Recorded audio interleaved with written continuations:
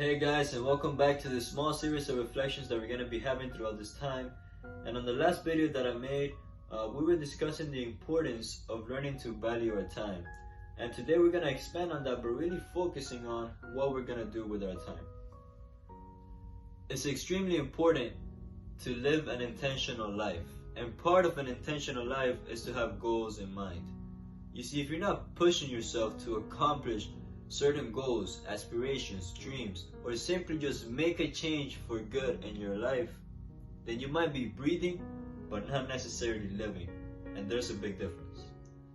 Now, goals are important for two reasons. One, they bring self-discipline into our lives.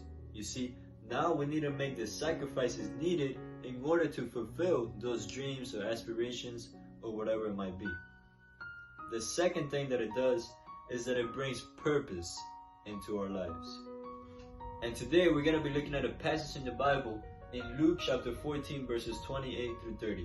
Now this is Jesus, the one that is speaking here, and he said, "For which of you, desiring to build a tower, does not first sit down and count the cost, whether he has enough to complete it?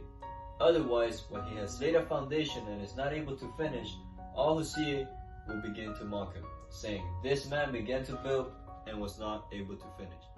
Now this verse really brings out a big reality in our lives, and that is that dreams without goals become disappointments.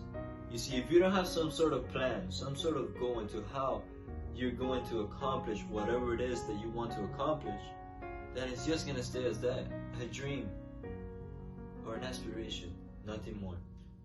Now, although it is important to set all these personal goals and things like that, it's even more important to set spiritual goals. You see, a lot of the times we worry more about having a plan to get in shape, to having a plan to get a better job, but we don't take the time to make a plan to get closer to God.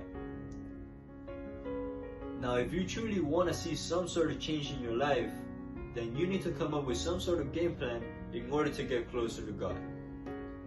That could mean simply just setting up a schedule in which you don't only make time for God, but you prioritize God.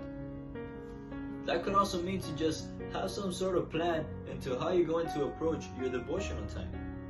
Now that could simply mean just knowing what book you're interested in reading in the Bible, or what Bible plan you're going to be using in the Bible app.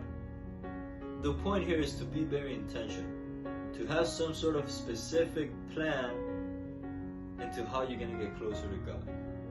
And now remember this, just because you're doing a lot more in your life, it doesn't mean that you're necessarily getting a lot more done. See, a lot of people are running their life like if they're on a treadmill. You see them and it looks like they're getting a lot of things done, but when you really look at it, they've been stuck in the same place, in the same spot in their lives for a long time now. A lot of times, you're not going to be able to change your situation, but you're going to be able to change in the midst of that situation.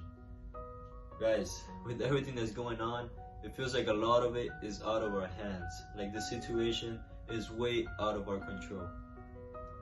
But what we should really be looking at is, how am I going to be able to change in the midst of everything that's going on around me?